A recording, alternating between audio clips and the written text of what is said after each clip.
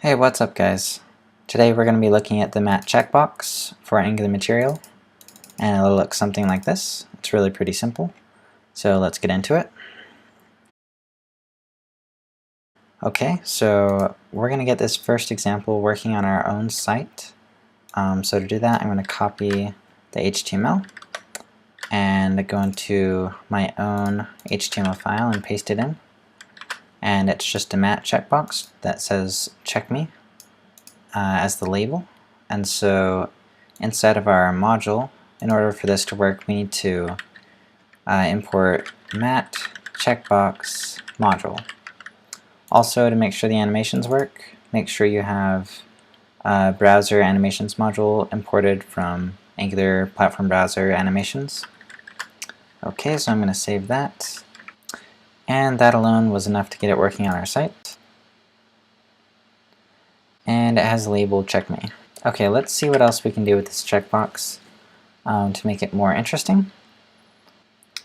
Okay, so the label that's inside of the checkbox by default goes after, but we can set it to before by setting the label position. So let's try that out. So inside the HTML, I'll just set the attribute label position equals to before. Okay, and we should see that change. Great, so now it's before, and it used to be after, like this. Alright, the next thing you can do is you can interface with this indeterminate state, and that just means that the box is partially checked, or it'll just have a dash through it. And the way you do that is you declare an attribute on the mat checkbox, and you set it equal to true, for instance. So we'll see what that looks like. It's just this little dash. And then the default behavior of this is if it's indeterminate, checking it will set it to true, and then checking it again will set it to false. We can actually mess with that default behavior by making a provider for mat checkbox click action, and then it can do one of three things. One is a no-op, which means if you click the box, nothing will happen. The third one is check indeterminate, so that's what we just saw. And then the third one is checking will ignore the indeterminate property. Let's go and add that to the module file. So inside of providers here, I'm going to declare another provider, and I'm going to say use no-op. So we can see that when we check stuff, nothing will happen.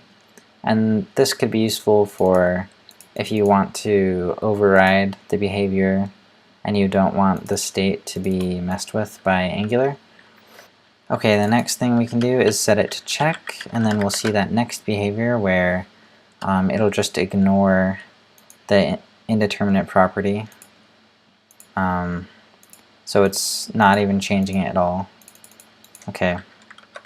But I think we're just going to leave ours as is because I don't want to do any of that crazy stuff. So I'm going to remove both of those properties, and now it's just a regular checkbox again. Okay, the next thing you can do is add theming to it, and this is just the same as all theming. If you haven't seen my video on Angular custom theming, be sure to check that out.